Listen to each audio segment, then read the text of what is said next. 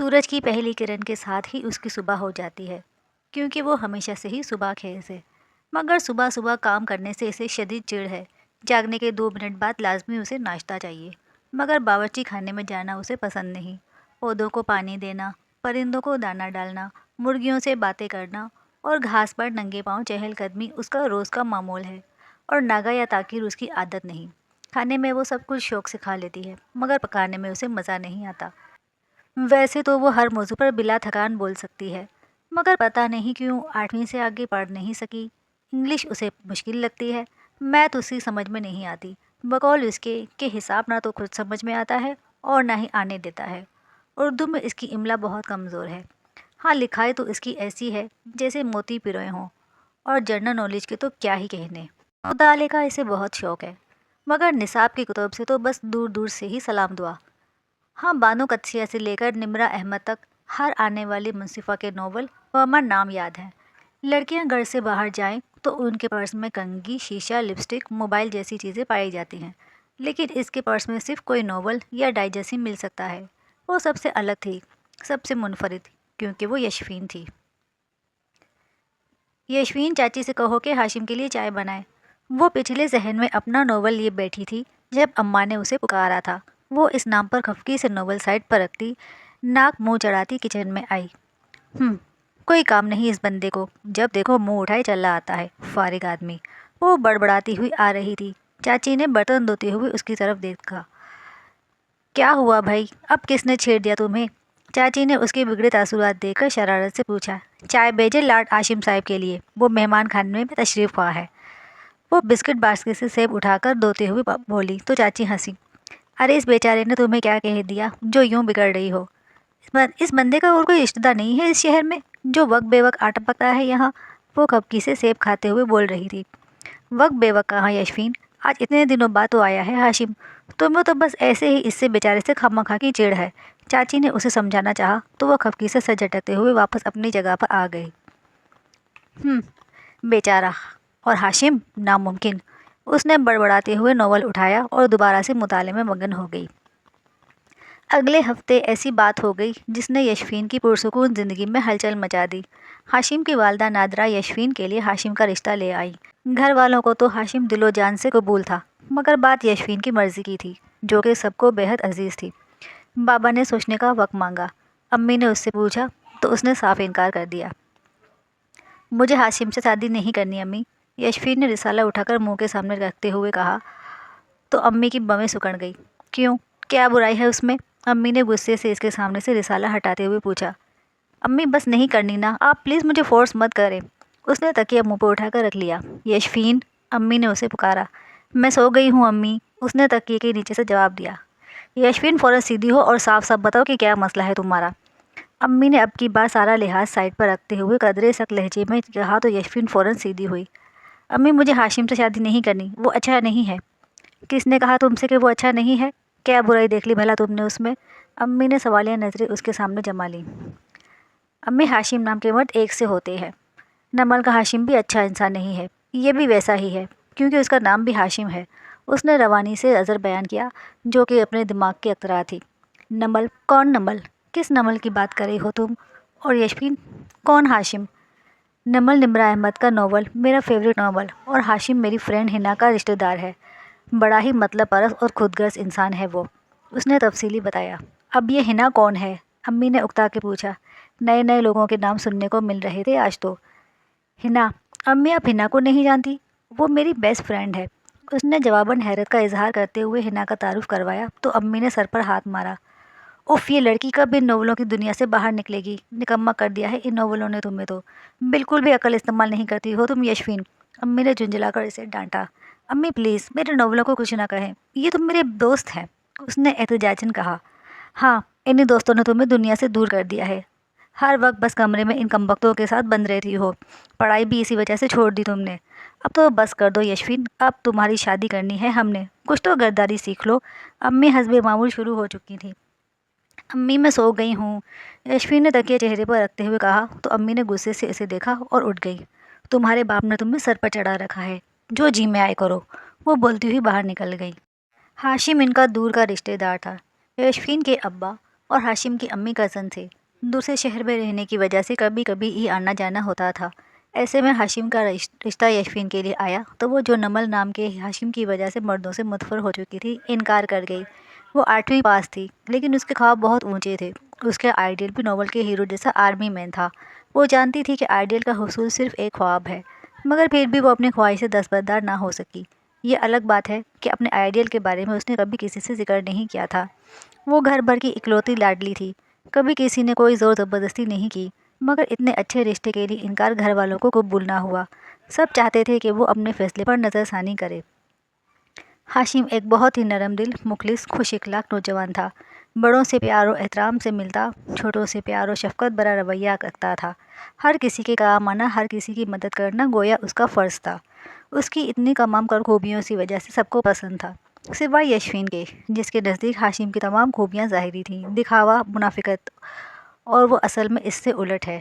امی نے اسے بہت سمجھایا مگر یشفین اپنے ناول کے زیر اثر ہاشم کے رشتے سے منکر ہی رہی۔ تنگ آ کر امی نے اسے اس کے حال پر چھوڑ دیا اور نادرہ بیگم کو انکار کر دیا۔ وہ سب خوش نہیں تھے مگر یشفین کے ساتھ زور زبردستی بھی نہیں کر سکتے تھے۔ ہاشم کی تایازاد کی شادی تھی، سب جانے کے لیے تیار تھے، مجبوراً یشفین کو بھی جانا پڑا۔ وہ تو سخت چڑتی تھی کہیں آنے جانے پر، خاص طور پر شادیوں پر جانے سے، کہ خواہ بیگانی شادی میں عبداللہ دیوانہ۔ شادی کسی کی ہوتی ہے اور تیار ساری دنیا ہو جاتی ہے۔ وہ تو گئی مگر وہاں جا کر منہ بنائے الگ بیٹھی رہی۔ آپ کون سی بک پڑھ رہی ہیں؟ کوئی اس کے دائیں طرف کرسی کھینچ کے بیٹھتے ہوئے بے تکلفی سے بولا تو یشفین نے چونک کے دائیں طرف دیکھا۔ وہ ناول میں اتنی گم تھی کہ اسے کسی کے قریب آنے کا پتہ ہی نہ چلا تھا۔ اس کی گلافی آنکھوں میں سوال درایا کہ یہ کون ہے اور کب بیٹھا یہاں؟ آئی تھنک آپ کو پڑھنے کا بہت شوق ہے، اسی لیے سب سے الگ اور پرسکون کونے میں بیٹھی ہیں۔ وہ اس کی حیرت بھری نظروں سے محفوظ ہوتا اسی بے تکلفی سے مخاطب ہوا۔ آپ؟ میں اون ہوں، اون بلال احمد، دولہے کا دوست۔ اس کا سوال سننے سے پہلے ہی مقابل نے اپنا تعارف کرایا۔ تو میں کیا کروں؟ یشفین نے اس کی اس قدر فضول بے تکلفی پر اپنے ازلی بے پرواہ انداز میں شانے اچکائے تو وہ مہمسا مسکرایا۔ میرا نام تو پوچھ لیا، اپنا نہیں بتائیں گی کیا؟ اس کو دوبارہ سے ناول کی طرف متوجہ ہوتا دیکھ کر اس نے سوال کیا تو یشفین نے خفگی سے اسے دیکھا۔ آپ کو مسئلہ کیا ہے مجھ سے؟ میرا نام کچھ بھی ہو، آپ کو اس سے کیا؟ اب کی بار اس نے قدرے خفگی سے جواب دیا مگر مقابل خود مسکراتا رہا۔ Actually I want to friendship with you. Now may I know your name please? British لہجے میں مسکراتا ہوا انگلش میں جواب آیا تو یشفین بڑی جزبوز ہوئی۔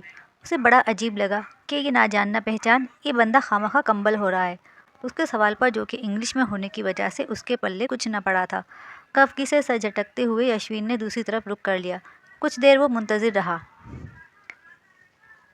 Okay as you wish lady, anyway it's pleasure to meet you, hope to see you again. وہ اسی دوستانہ انداز میں مسکراتے ہوئے ایک نظر اس پر ڈال کر آگے بڑھ گیا۔ خواہ میں انگلش جاڑ رہا تھا فضول آدمی۔ وہ بڑبڑاتی ہوئی ابھی دل ہی دل میں اسے کوس رہی تھی کہ کھانا کھل گیا۔ خاصی بے دلی اور خفگی سے وہ کھانا لینے اٹھی مگر چند قدم پر سامنے والے سے ٹکرا گئی۔ مقابل کی ڈش سے سالن اس کے کپڑوں پر نقش و نگار بناتا قدم بوس ہو گیا۔ وہ پہلے ہی زبردستی لائے جانے پر اس اجنبی کے فری ہونے پر غصہ تھی، اب کپڑے بھی خراب ہو گئے۔ مقابل بدقسمتی سے بیچارہ ہاشم تھا جو کہ اس اچانک افتاد پر ہکا بکا سا معذرت کرنے لگا، حالانکہ وہ تو بڑا احتیاط سے آ رہا تھا۔ یشفین ہی اچانک بے قابو ٹریفک کی طرح آن وارد ہوئی تھی۔ آنکھیں استعمال کرنے کے لیے ہی ہوتی ہیں۔ وہ غصے سے اسے گھور رہی تھی اور وہ قصوروار نہ ہوتے ہوئے بھی شرمندہ ہو گیا۔ آگے ہی بیچارہ یشفین کی گڈ بک میں نہیں تھا، دیکھ کر نہیں چل سکتے تھے۔ وہ غصے سے شروع ہونے والی تھی کہ امی آ گئی۔ ارے بس ہو جاتا ہے ایسا، فضول میں اتنا غصہ کرنے کی کیا ضرورت ہے؟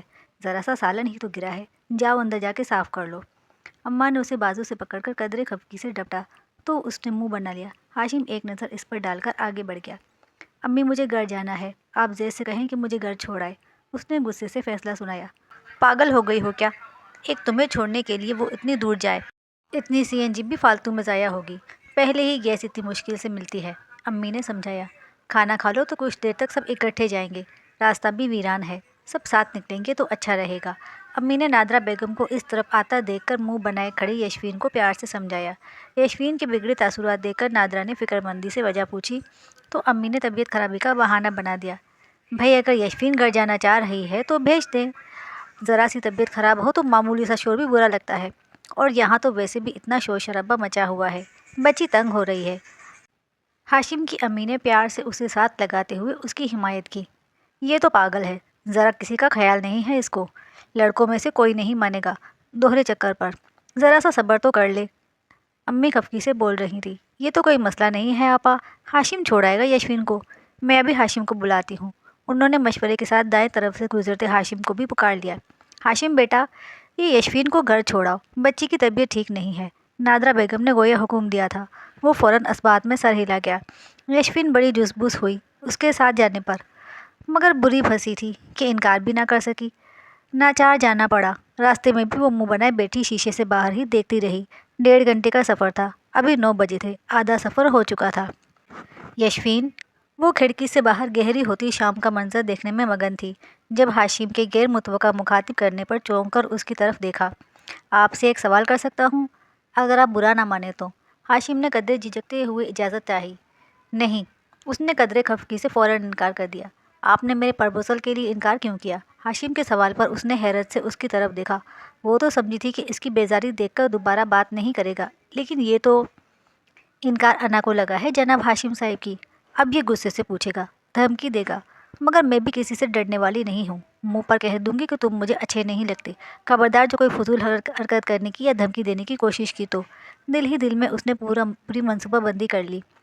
میری مرضی، سپاٹ انداز میں 2 لفظی جواب دیا۔ انکار کی کوئی وجہ تو؟ اس نے کچھ کہنا چاہا۔ آپ نے صرف ایک سوال کی اجازت لی تھی، اس نے قدرے خفگی سے اسے ٹونک دیا۔ مگر آپ نے اجازت تو دی ہی نہیں یشوین۔ جواباً وہ ہلکا سا مسکراتے ہوئے سادگی سے بولا تو اس نے رخ پھیر لیا۔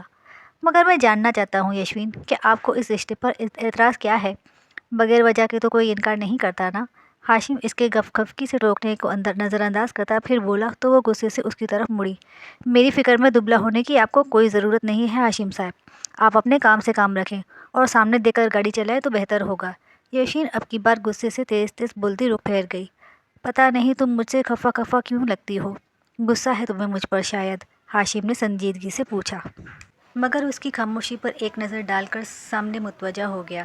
وہ آبادی سے دور آ گئے تھے، سڑک قدرے سنسان ویران تھی۔ اس سے پہلے کہ وہ گاڑی کی اسپیڈ بڑھاتا، اچانک کہیں سے ایک بائک ان کے سامنے آ گئی۔ ہاشم نے بروقت بریک لگائی، گاڑی جھٹکے سے رکی۔ اترو فوراً۔ موٹر سائیکل پر سوار نوجوان گنز نکال کے ان کی طرف آئے تو ہاشم تیزی سے اتر کر یشوین کی طرف آیا، جو خوف سے زد پڑ رہی تھی۔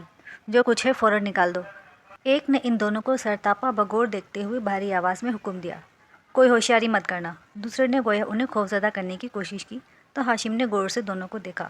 او میڈم، اردو نہیں آتی کیا؟ ایک نے قدرے لفنگے انداز میں یشوین کو مخاطب کیا۔ اوئے، مجھ سے بات کرو۔ اس لڑکے کے اس انداز پر ہاشم نے یشوین کو اپنی اوٹ میں کرتے ہوئے غصے سے انگلی اٹھا کر اسے وارن کیا تو وہ ہنسنے لگا۔ ہاشم نے ایک نظر دونوں کی گنز کو دیکھا اور پھر اچانک زور سے ان کے گنز والے ہاتھ پر ہاتھ مارے تو گنز ہاتھوں سے چھوٹ گئی۔ ان کے سنبھلنے سے پہلے ہی زوردار کک نے دونوں کو سڑک کی دھول چٹا دی۔ یشوین تم گاڑی میں بیٹھو۔ ہاشم تیزی سے سہمی کھڑی یشوین کی طرف مڑا اور اسے بازو سے پکڑ کر اندر بٹھایا ہی تھا کہ پیچھے سے ڈاکو نے اس کے سر پر گن رکھ دی۔ ہاشم نے پھرتی سے پلٹ کر اسے مکہ مارا۔ مقابل گو کہ ہاشم سے کم عمر اور دبلا پتلا تھا، مگر برابر وار کر رہا تھا۔ لاتیں، مکے، ہاشم نے بھی مقابل کو بے حال کر دیا۔ ہاشم! دوسرا ڈاکو کار میں بیٹھی یشوین کی طرف آیا، اسے بازو سے پکڑ کر باہر کھینچا تو وہ چلائی۔ یشوین کی پکار پر وہ پلٹا تو ڈاکو کی بازو میں اسے مچلتا دیکھ کر اس کا خون کھول اٹھا۔ ڈاکو ایک ہاتھ یشوین کے منہ پر رکھ کر بمشغول جمائے دوسرے سے اس کے سر پر بندوق تان چکا تھا۔ ہاشم مقابل ڈاکو کو دھکا دے کر تیزی سے یشوین کی طرف آیا اور ڈاکو کا گن والا ہاتھ مروڑ کر غصے سے اس کے منہ پر زوردار گھونسا مارا تو وہ لڑکھڑا کر پیچھے ہٹا۔ یشوین تیزی سے اس کی پشت پر آ گئی۔ تم نے اسے ہاتھ لگایا؟ تمہاری اتنی ہمت؟ ہاشم غصے سے بھرپا اس ڈاکو کو ڈنائی کرنے لگا۔ ڈاکو کے ہونٹ سے خون بہنے لگا، شرٹ پھٹ گئی۔ اسی دوران پیچھے والے نے سنبھلتے ہی قریب رکھی ہوئی گن اٹھائی اور اپنے ساتھی کو بچانے کے لیے ہاشم پر گولی چلا دی۔ ہاشم نے ایک جھٹکے سے اسے چھوڑا تو وہ لڑکھڑاتا بھاگتا اپنی بائک تک جا پہنچا اور تیزی سے دونوں فرار ہو گئے۔ گولی ہاشم کے بازو کو چھو کر گزری تھی، مگر خون تیزی سے بہہ رہا تھا۔ پل میں ہاشم کی سفید شرٹ لاٹ ہو گئی۔ ہاشم! یشوین چیختی ہوئی اس کے قریب آئی۔ ہاشم اب ٹھیک ہے نا؟ وہ پریشان سی اس کا بازو تھامے پوچھ رہی تھی۔ ہاشم لب بیچے گاڑی کے دروازے کے ساتھ پشت ٹکائے بیٹھا تھا۔ یا اللہ، کیا کروں؟ یہاں تو کوئی مدد کرنے والا بھی نہیں ہے، کسے پکاروں؟ وہ بے بسی سے رونے لگی۔ ہاشم نے زخم کو دبا کر پکڑا ہوا تھا۔ میری پاکٹ میں رومال ہے، پلیز تم۔ ہاشم نے ہاتھ پاکٹ کی طرف لے جانا چاہا مگر درد کی شدت سے ایسا نہ کر سکا تو بیگتیا یشفین کو کہہ اٹھا۔ وہ جلدی سے آنسو صاف کرتی اس کی پاکٹ تلاش کرنے لگی۔ رومال تو نہیں ہے۔ رومال نہ پکڑ اور تیزی سے بہتا خون دے کر اس کے ہاتھ ٹھنڈے ہو گئے۔ اچانک اس نے اپنے گلے میں ڈالا ہوا پنک دوپٹہ کھینچ کر نکالا اور تیزی سے ہاشم کے بازو کے زخم پر لپیٹنے لگی۔ سردی کی وجہ سے اس نے خود شال اوڑھ رکھی تھی۔ پھر ہاشم یشفین کے سہارے کار میں بیٹھا اور ضبط کرتے ہوئے کار اسٹارٹ کی۔ ہاشم کسی کو بلا لیتے ہیں۔ آپ کس طرح ایسے؟ یشفین اس کے چہرے پر تکلیف کے آثار دیکھ کر بے قراری سے بولی تو وہ بڑی دقت سے مسکرایا۔ ڈونٹ وری، میں ٹھیک ہوں۔ اس نے اسے تسلی دی یا شاید خود کو۔ باقی سارا راستہ خاموشی سے کٹا۔ یشفین بار بار بے چینی سے ہاشم کے زخمی بازو کو ہی دیکھتی رہی۔ زخم پر لپٹا دوپٹہ بھی لال ہو چکا تھا۔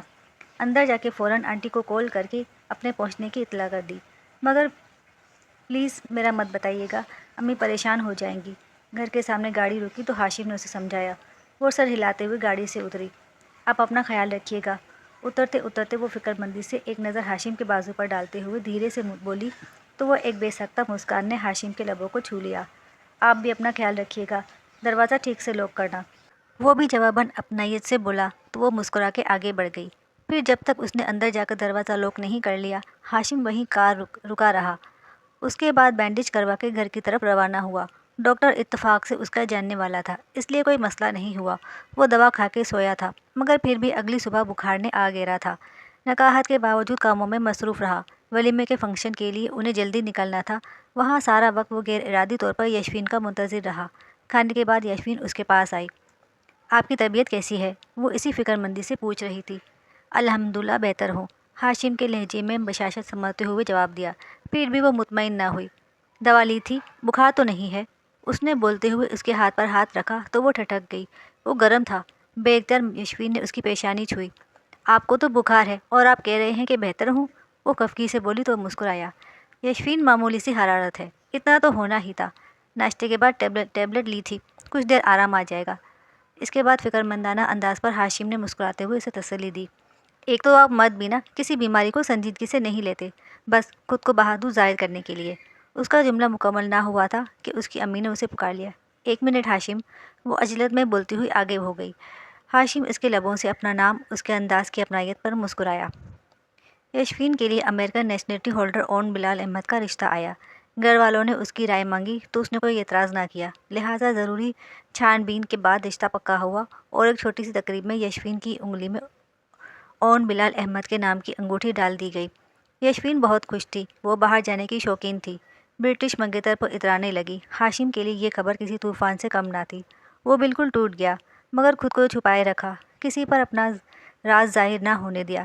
البتہ یشفین کے گھر آنا ختم کر دیا۔ کبھی فون کر کے انکل آنٹی کی خیریت معلوم کر لیتا۔ اون احمد منگنی پر بہت خوش تھا مگر اس کی خوشی افسوس میں تب بدلی جب اس کی ایجوکیشن کی بات ہوئی۔ ان کی منگنی کو 1.5 ماہ ہوا تھا اور وہ دونوں پہلی بار اکیلے لنچ پر آئے تھے۔ باتوں باتوں میں پڑھائی کا ذکر آیا تو یشفین نے اپنی ازلی لاپرواہی سے اپنے 8ویں پاس ہونے کا بتایا۔ اون کے ہاتھ سے گلاس چھوٹتے چھوٹتے بچا۔ 8 کلاس؟ اس نے شدت حیرت سے پوچھا۔ بس مزید پڑھنے کا دل ہی نہیں کیا، اس لیے پڑھائی چھوڑ دی، یشفین نے اسپاگیٹی کھاتے ہوئے سادگی سے بتایا تو اون غصے سے کھڑا ہو گیا۔ اس نے ابھی کھانا شروع ہی نہیں کیا تھا۔ چلو۔ ماتھے پر بل ڈالے اس نے بل ٹیبل پر رکھتے ہوئے صرف ایک لفظ بولا اور تیزی سے آگے بڑھ گیا۔ یشفین اس اچانک افتاد پر بوکھلائی اور تیزی سے اس کے پیچھے بھاگی۔ اس کی رفتار سے قدم ملانے کی کوشش کی مگر وہ بے حال ہو گئی۔ گاڑی میں بھی وہ سنجیدگی سپاٹ چہرہ تاثرات کے ساتھ خاموش رہا۔ انتہائی ریش ڈرائیونگ کرتے ہوئے بالا کر اون احمد نے کار یشفین کے گھر کے دروازے پر جھٹکے سے روکی اور تیزی سے باہر نکلا۔ کھلے دروازے سے اندر داخل ہو کر وہ سیدھا بابا کی طرف بڑھا جو صحن میں کرسی پر بیٹھے اخبار پڑھ رہے تھے۔ آپ لوگوں نے کیا سوچ کر ہمیں اتنا بڑا دھوکہ دیا؟ ویڈیو پسند آئے تو ویڈیو کو لائک کریں اور کمنٹ میں بتائیں کہ آپ کو ہماری ویڈیو کیسی لگی، اور چینل پر نئے ہیں تو چینل کو سبسکرائب کریں۔ Thanks for watching.